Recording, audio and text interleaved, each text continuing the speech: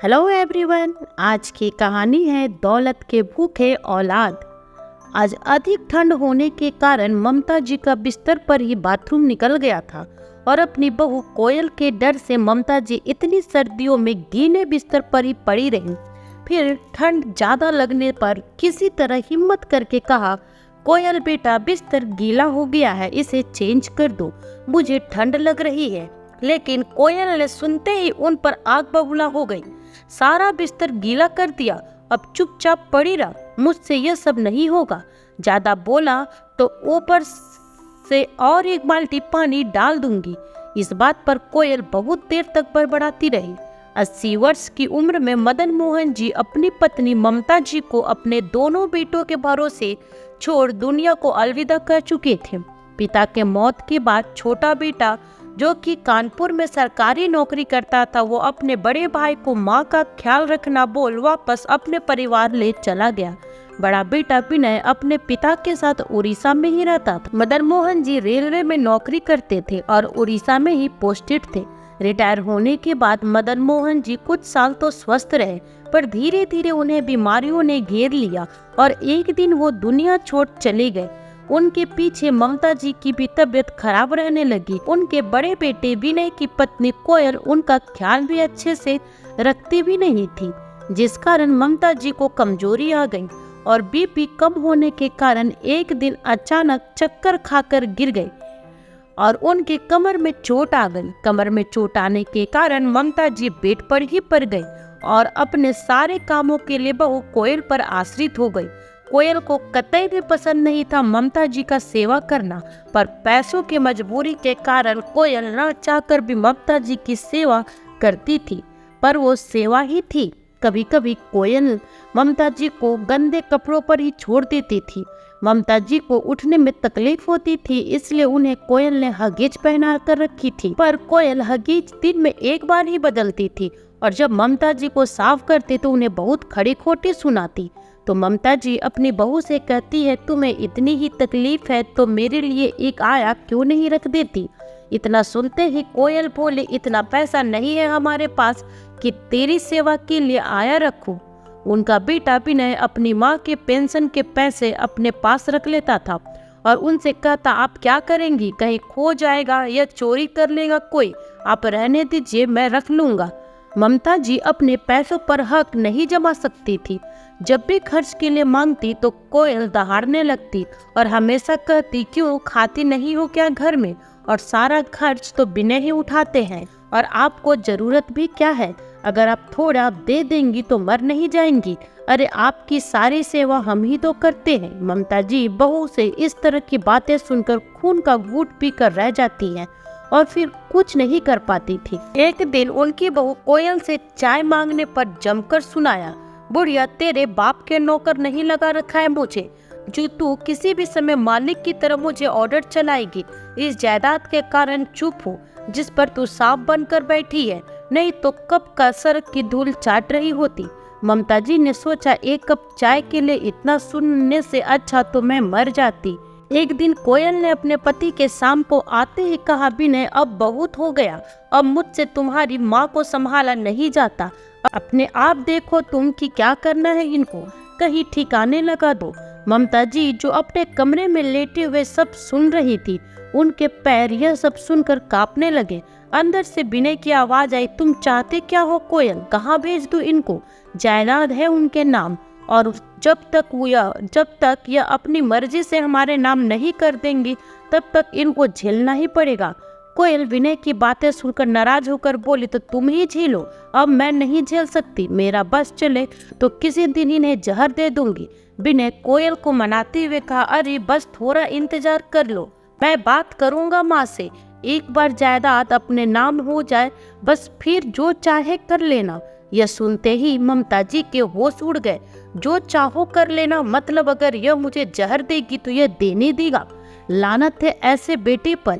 ममता जी डर के मारे अब बहू से कुछ नहीं बोलती, जिसके बाद ममता जी अपने कमरे में लेटे हुए अपने पति को याद करके फूट फूट कर रो रही थी। पति के तस्वीर को देखकर कहने लगी, आप होते तो यह सब ना होता, कितनी अकेली पड़ गई हूँ मैं, अपने पति मदन मोहन जी को याद करके उनके आंसू रुक नहीं रहे थे।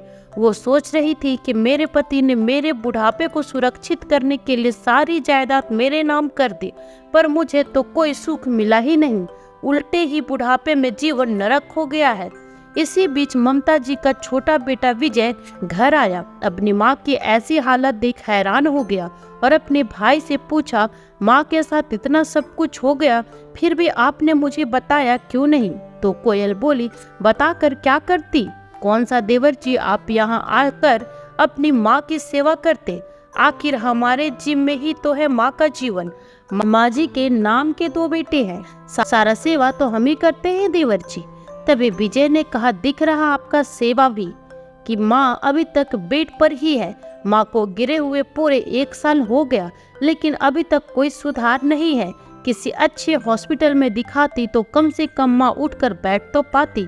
तभी कोयल बोले, इतना पैसा नहीं है हमारे पास, इतनी ही चिंता है तो ले जाइए अपनी माँ को और ले जाकर इलाज करवा दीजिए। विजय ने कहा, ले जाऊंगा अपनी माँ को, पर भाभी याद रखिए, इंसान जो बोता है वही काटता है। इतना कह विजय अपनी माँ को गोद में उठा ले कानपुर चला गया। कानपुर पहुंचते ही अपनी माँ को अच्छे अस्पताल में ले जाकर इलाज करवाया। डॉक्टर ने कहा, कमर में चोट आने के कारण सूजन हो गया है, मालिश और एक्सरसाइज की जरूरत है और अच्छे खान पान के साथ देखभाल की जरूरत है, तो ये जल्द ही उठकर अपने पैरों पर चलने लगेगी। डॉक्टर का कहा सच हुआ और ममता जी अपनी छोटी बहू कामिनी की सेवा से 6 महीने में ही उठकर खड़ी होने लगी और धीरे धीरे अपने पैरों से चलने लगी। पूरे 1 वर्ष बीतते बीतते ममता जी की सेहत बिल्कुल अच्छी हो गई और वो अपने पैरों पे चलने लगी। और इधर कोयल को ममता जी के जाने से बहुत खुशी हो गई थी। अच्छा हुआ कुछ दिन की शांति पड़ी। अब इस बार किट्टी पार्टी अपने घर में ही रखूंगी। बहुत परेशान हो गई थी मैं बुढ़िया से, अब गई है तो वही रहे तो ही अच्छा है, नहीं तो यहाँ आई तो इस बार जहर ही दे दूंगी। तभी विनय शाम को परेशान सा घर में आते हुए कहा, माँ से बात हुई है?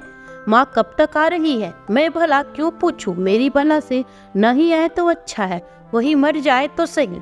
विनय कोयल से नाराज होते हुए बोला, क्या बोल रही हो तुम? अगर नहीं आई तो तुमने सोचा है हम क्या करेंगे? मेरी कोई बड़ी सी नौकरी नहीं है, अपनी कमाई से तो बस घर की जरूरतें ही पूरी कर पाता हूँ। माँ का पेंशन ही तो है जिससे मैं तुम्हारे नाम की खरीदी हुई जमीन का किस्त देता हूँ। माँ के पेंशन से जो पैसे बचाए थे वो सब बैंक के लिए लोन का किस्त देते हुए खत्म हो गया। अब अगले महीने के लिए एक भी पैसा मेरे पास नहीं है। और तुम क्यों बोलती हो कि पापा ने अपनी सारी जायदाद माँ के नाम कर दी है? अगर कहीं माँ ने सब कुछ छोटी के नाम कर दिया तो हम कहाँ जाएंगे? सोचो जरा। जायदाद के लालची बहू बेटे अब ममता जी को अपने पास बुलाने के लिए मजबूर थे। कुछ ठहर कर विनय ममता जी के कमरे में गया तो पीछे पीछे कोयल भी पहुंची। कोयल ने विनय को सब सामान उलटते देखकर पूछा, अब यहाँ क्या देख रहे हो? विनय ने बिना कोई जवाब दिए अलमारी खोला जिसमें कोई ताला नहीं था। उसने एक एक करके सब सामान बाहर फेंक दिया, लेकिन उसके माथे पर चिंता की लकीरें बढ़ती चली गई। कुछ समझ नहीं पा रही थी तो दोबारा से बोले, कुछ बताओगी भी कि क्या तलाश रहे हो? विनय ने माथा पकड़ते हुए कहा, कोयल मुझे तो लगता है कि माँ अपने साथ सारे जायदाद के पेपर ले गई है। इधर कुछ नहीं है, लॉकर भी खाली है। यह सुनते ही कोयल का सर फिर से चकरा गया। क्या क्या कह रहे हो? अब क्या होगा विनय? विनय ने कोयल को दोष देते हुए कहा, सब तुम्हारी गलती है। कोयल सुनते ही चिढ़क गई। विनय तुम्हारे माँ के मैं मुंह नहीं लगती, समझे तुम? क्या पड़ी है उनसे कुछ कहूँ? विनय ने कोयल के रूठे हुए चेहरे पर नजर डाली, फिर बोला, अरे यह समय गुस्सा दिखाने का नहीं बल्कि समझदारी दिखाने का है। दिमाग लगाओ कि कैसे माँ को वापस बुलाया जाए। दोनों कमरे से बाहर आकर सोफे पर बैठ गए और सोच रहे थे कि आखिर माँ को वापस कैसे बुलाऊं, कहीं माँ सब कुछ विजय को न दे दे। कोयल उठकर किचन में जाते हुए कहा, मेरा दिमाग तो बिल्कुल भी काम नहीं कर रहा है, अब तुम ही सोचो, मैं जाकर चाय बनाकर लाती हूँ। बहुत जोर से सिर में दर्द हो रहा है। विनय बैठा बैठा दिमाग पर जोर डाल रहा था, लेकिन कुछ सूझ नहीं रहा था। उस दिन माँ ने हमारी बातें तो नहीं सुन ली थी और बार बार उसको यही ख्याल आ रहा था। विनय की चिंता जुबान पर आ गई।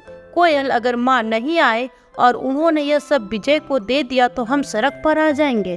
कोयल कुछ सोचते हुए कही, विनय, मैं तो कहती हूँ कि एक बार बहाने से देवर जी को फोन कर माँ की तबीयत के बारे में पूछ लो और अपनी तबीयत खराब होने का बहाना दे माँ को वापस आने के लिए बोलना। विनय ने कोयल की यह बात सुनते ही अपने छोटे भाई विजय को फोन लगा दिया और इधर उधर की बातें करने के बाद उसने कहा, भाई, माँ कैसी है? माँ की तबीयत कैसी है? माँ की बहुत याद आ रही थी तो सोचा माँ से थोड़ी बात कर लूं। कहाँ है माँ? थोड़ी मेरी बात करा दो। विजय ने कहा, भैया, पूरे 1 साल बाद आपको माँ की याद आ रही है? इस बीच एक बार भी आपने माँ को याद नहीं किया। ने नाटक करता हुआ बोला, किस मुंह से माँ को फोन करता विजय? मैंने जो माँ के साथ किया उसके बाद तो मुझे माँ से बात करने की भी हिम्मत नहीं हो रही है, पर आज रहा नहीं गया तो बहुत हिम्मत कर माँ से बात कर अपने किए की माफी मांगना चाहता हूँ। इतने में विजय अपनी माँ को फोन देते हुए कहता, माँ, ये लो, विनय भैया का फोन है, तो वो तुझसे बात करना चाहते हैं। लेकिन ममता जी गुस्से में बोलती है, मुझे किसी से बात नहीं करनी, ले जाओ तुम अपना फोन। तभी दूसरी तरफ से विनय बोलता है, भाई, फोन स्पीकर पर डाल दो। जैसे ही विजय फोन स्पीकर पर डालता है तो विनय रोते हुए आवाज निकालता है और कहता है, माँ, मुझे माफ कर दो, मैंने आपको बहुत दुख दिए हैं। मैंने कभी भी आपकी सेवा नहीं की, न ही बड़ा बेटा होने का फर्ज निभाया है। जानती हो माँ, भगवान ने मुझे मेरे कर्मों की सजा दे दी है। मेरी तबीयत बहुत ज्यादा खराब हो गई है, अब मेरे बचने की कोई उम्मीद नहीं है। अगर मुझे कुछ हो गया तो तुम मेरी पत्नी और मेरे बच्चों का ख्याल रखना।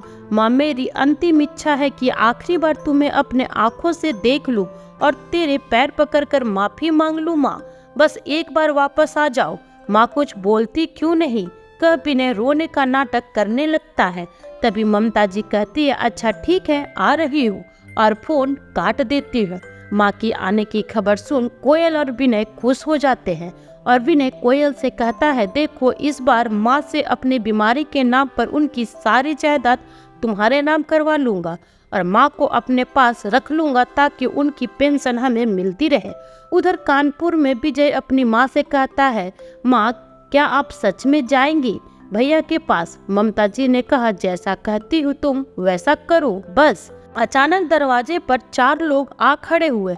विनय लोगों को देखकर पहले तो चौंका, फिर उनके पास जाकर पूछा कि कहिए, किससे मिलना है आपको? उनमें से एक आदमी ने कहा, हमें घर देखना है। यह सुनते ही विनय ने पीछे मुड़कर खड़ी कोयल का चेहरा देखा और पलटा। उस आदमी ने कहा, लेकिन किस लिए? उसमें से एक ने कहा, हमें ये घर किराए पर लेना है, तो पहले देखना चाहते थे।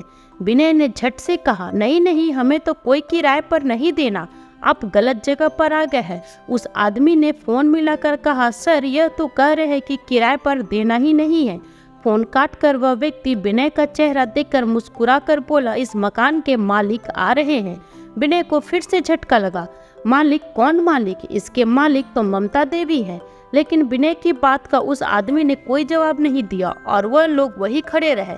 विनय भी बेसब्री से मालिक के आने का इंतजार करने लगा। आधा घंटा बीता और फिर से एक 5वां आदमी दरवाजे पर आ खड़ा हुआ और आते ही कहा, तुम विनय हो ना?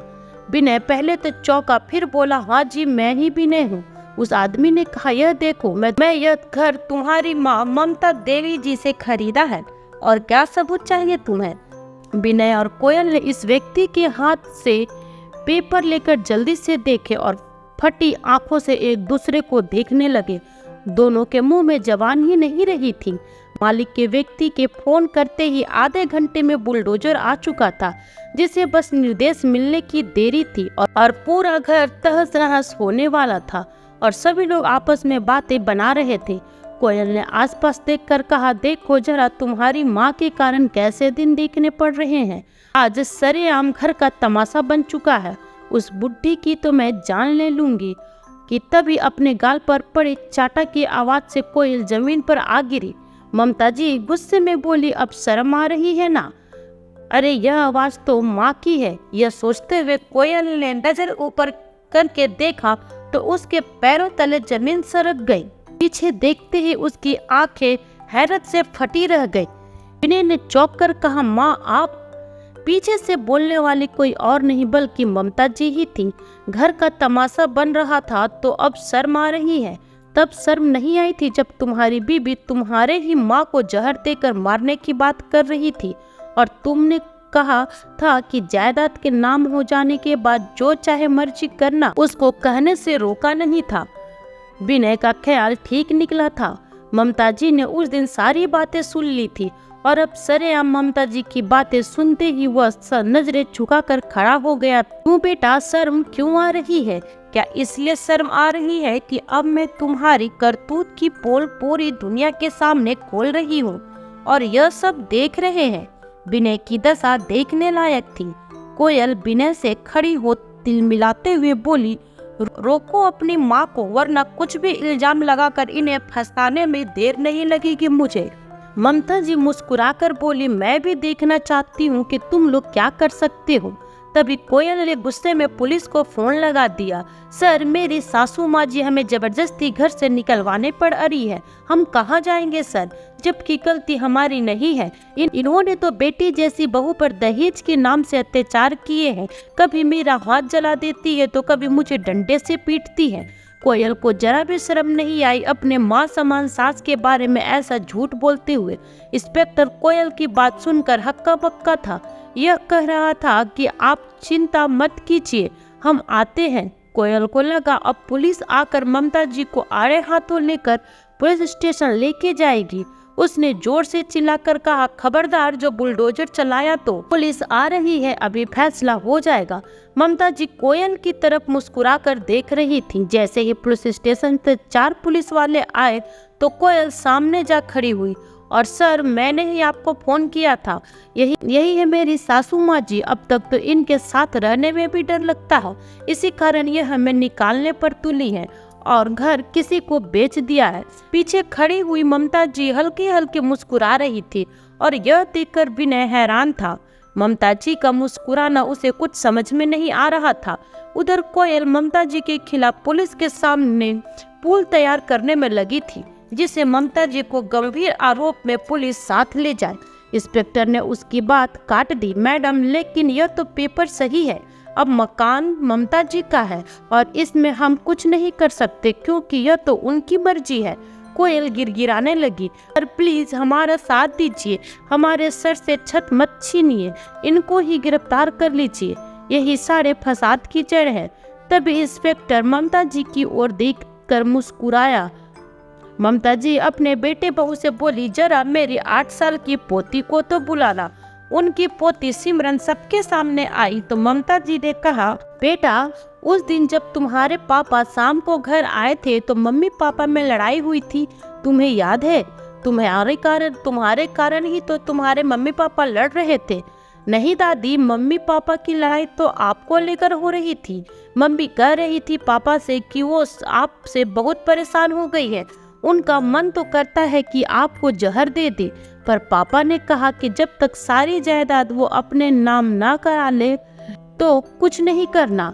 एक बार सारी जायदाद अपने नाम करवा लूं, फिर तेरी जो इच्छा करना। वैसे भी इनकी उम्र हो गई है तो इस सब का क्या करेंगी? विनय, मैं तो कहती हूँ कि ये जीकर ही क्या करेंगी, हमेशा के लिए ही सो जाए तो अच्छा है। तुम सब अपने नाम कराने का इंतजाम करो और मैं जहर का इंतजाम करती हूँ। न जाने कब जरूरत पड़ जाए। अपनी ही बेटी के मुंह से सारी सच्चाई बाहर आता देख विनय और कोयल ऐसे खड़े थे कि जैसे काटो तो खून नहीं। दोनों के चेहरे सफेद पड़ गए थे और निगाहें ऊपर नहीं उठ रही थी। दोनों को चुप खड़े देखकर ममता जी बोली, क्यों, क्या हुआ? जहर का इंतजाम नहीं हो पाया? क्या करोगे जब तुम्हारे बच्चे तुम्हें जहर देने के बारे में सोचेंगे? विनय अपनी माँ ममता जी को खड़ा देखता रह गया। ममता जी झट से कहा, मैंने पहले ही तुम दोनों के खिलाफ FIR कर रखी है क्योंकि मुझे पता था कि तुम दोनों यही करोगे। कोयल आग बबला होते हुए चीखने लगी, इस औरत ने अपने बेटे से घर ही छीन लिया। मनहूस औरत है ये, आज मैं इसको नहीं छोड़ूंगी, इसकी जान ले लूंगी। यह कहते हुए कोयल ममता जी को सरेआम गला दबाने लगती है, जिस पर विनय ने तेजी से आगे बढ़कर उसकी गाल पर तमाचा जड़ दिया। फिर तुरंत माँ के कदमों में गिर गया और दहाड़े मार मार कर रोने लगा। अब विनय उनके पैरों में लिपटा गिरा रहा था। माँ प्लीज माफ कर दीजिए, मैं बर्बाद हो जाऊंगा, मेरा सब खत्म हो जाएगा। ममता जी गुस्से में आकर कहा, माँ के मरने पर तो कुछ नहीं जाता तुम्हारा, जो अपने इस निर्लज पत्नी से जहर दिलवा रहे थे। विनय यह सब सुनकर बेहद शर्मिंदा था और अपने किए पर आंसू बहा रहा था, लेकिन ममता जी बिल्कुल भी माफ नहीं करना चाहती थी। पुलिस वाले ने कोयल के नजदीक आकर कहा, मैडम अब आप ससुराल चलने का इंतजाम कीजिए, महिला पुलिस आती ही होंगी। महिला कांस्टेबल का नाम सुनते ही कोयल का चेहरा फीका पड़ गया और उसके पैर खड़े खड़े ही कांपने लगे और कोयल की एक नजर घर पर और एक नजर सामने पड़े बुलडोजर पर पड़ी। सब कुछ लूटने के कगार पर हो तो इंसान को झुकना ही पड़ता है।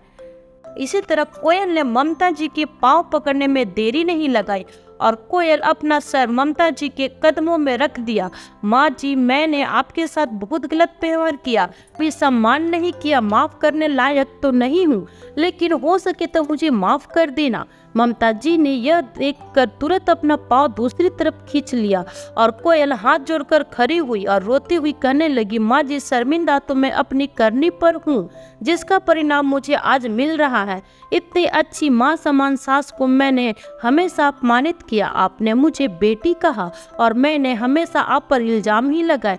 मुझे अपनी गलती का एहसास है माँ जी, मैं सब गलतियाँ कबूल करती हूँ। अब घर बचे या न बचे, लेकिन हो सके मुझे प्लीज माफ कर दीजिए। विनय भी कब से रोता हुआ सब कुछ देख रहा था, वह भी अब बोल पड़ा। अब तो कोयल भी माफी मांग रही थी। सब आपके ही परिवार है, मुझे भी यह एहसास हो गया है। बड़े बुजुर्गों के बिना घर नहीं होता है। मैं अपना वादा भूल गया था। पापा से मैंने वादा किया था कि आपका ख्याल रखूंगा, पर पता नहीं कैसे बहक गया। लेकिन ममता जी इतना गिराने पर भी टस से मस नहीं हुई, तो विनय ने कोयल का हाथ पकड़कर घर में ले गया और 2 बैग में सामान पैक करके बाहर आ गया। बाहर आकर उसने आंसू पोंछते हुए ममता जी से कहा, हम जा रहे हैं, आप अपना ख्याल रखिएगा। विनय और कोयल निकल गए थे और ममता जी उन्हें दूर तक देखती रह गई। तभी पीछे खड़ा ममता जी का छोटा बेटा विजय आया और अपनी माँ का हाथ पकड़ हमेशा हमेशा के लिए वहां से चला गया। तो दोस्तों, कैसी लगी आपको आज की कहानी कमेंट करके जरूर बताइएगा। साथ ही लाइक एंड सब्सक्राइब करना बिल्कुल ना भूलें और आप हमारी कहानी कहाँ से देखते हैं प्लीज कमेंट करके जरूर बताइए। फिर मिलती हूँ आपसे न्यू वीडियो में एक नई कहानी के साथ। तब तक अपना ख्याल रखें और स्वस्थ रहें। Bye bye.